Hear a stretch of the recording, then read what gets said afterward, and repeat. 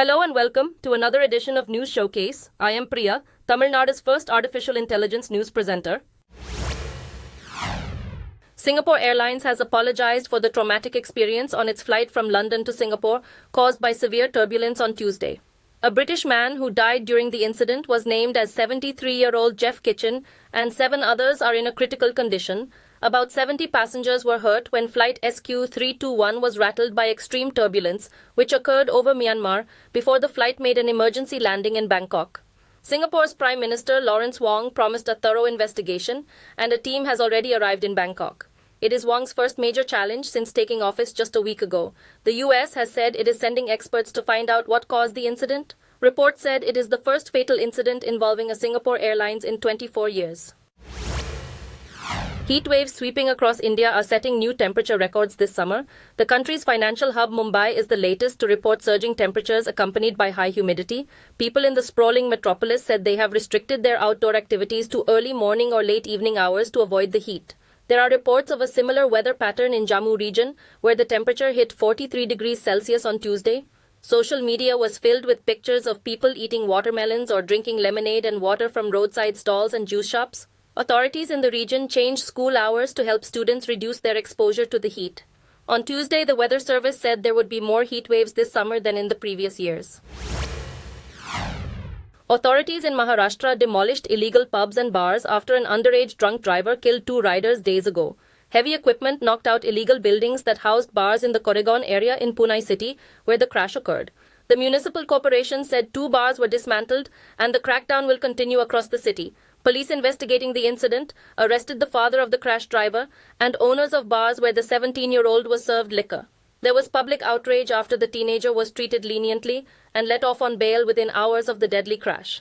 Reports said the boy's father, a wealthy construction businessman who fled in multiple cars to avoid arrest, was taken into custody on Tuesday. Thousands of devotees descended on the Subramania Swami temple in Tamil Nadu on the occasion of Vaikasi Visakam. Many of them carried pots of milk and coconuts as offerings to fulfill their vows to the Hindu god at the temple near Madurai. A large number of devotees were seen with their tongue and skin pierced with metal spears to display their faith. Coconut husks were spread on the road and water sprinklers were installed along the route leading to the temple to ease the heat for pilgrims walking barefoot in the scorching sun. Madurai is famous for its temples, and southern city is a cultural hub and a gateway to southern Tamil Nadu, where the major part of the rural population lives in hundreds of villages and towns. The temples dedicated to Hindu god Murugan in Chennai and Tiruchendur saw devotees in large numbers on the occasion.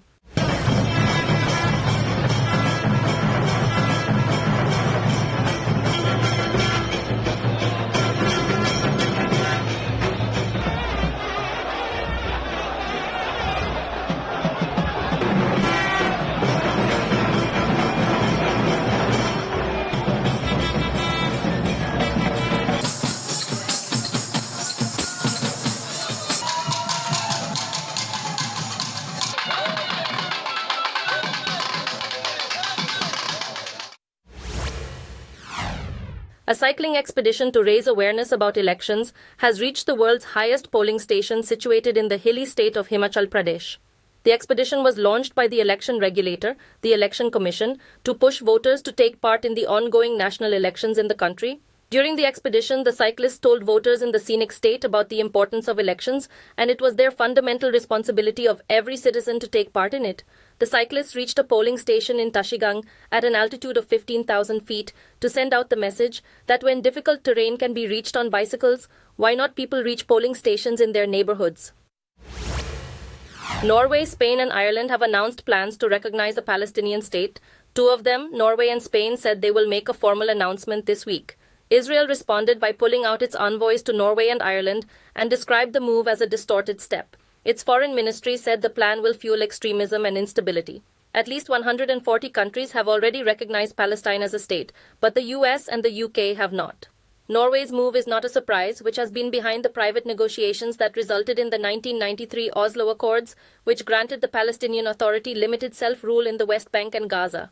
Norway has long advocated for a 2-state solution in which Israel and Palestine exist side by side peacefully.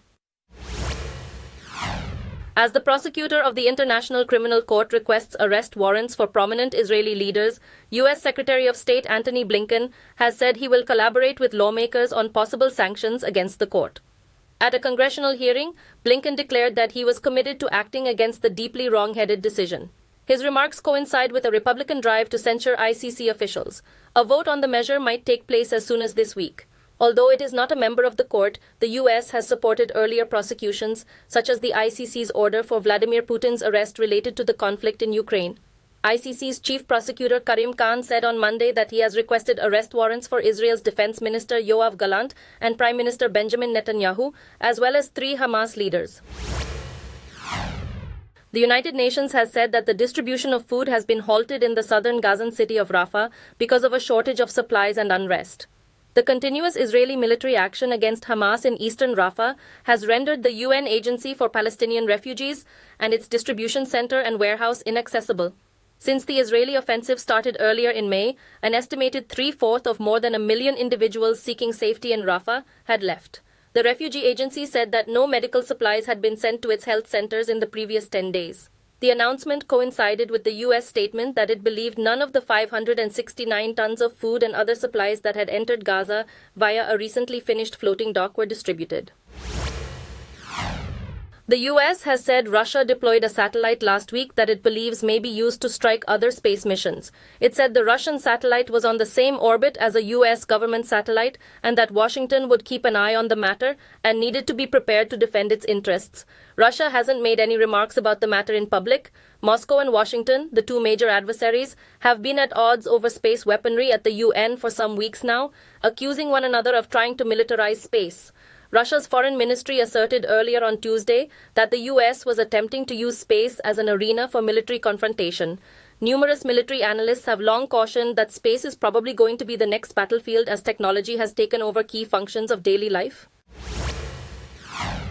Vietnam has elected Tu Lam as the country's new president. Some observers view this as a stepping stone for the former police minister to run later for the top post of chairman of the ruling Communist Party of Vietnam. Lam's election came after the National Assembly named former Deputy Tran Tan Man as its new chairman on Monday. This could temporarily end the 2 months of intense political unrest that saw 3 of the country's top 5 leaders resign over unspecified charges. Following a secret poll, Lam, the only contender for the position, was unanimously approved in accordance with standard operating norms in the strictly regulated one-party state. After his election, Lam pledged to resolutely and persistently continue the fight against corruption.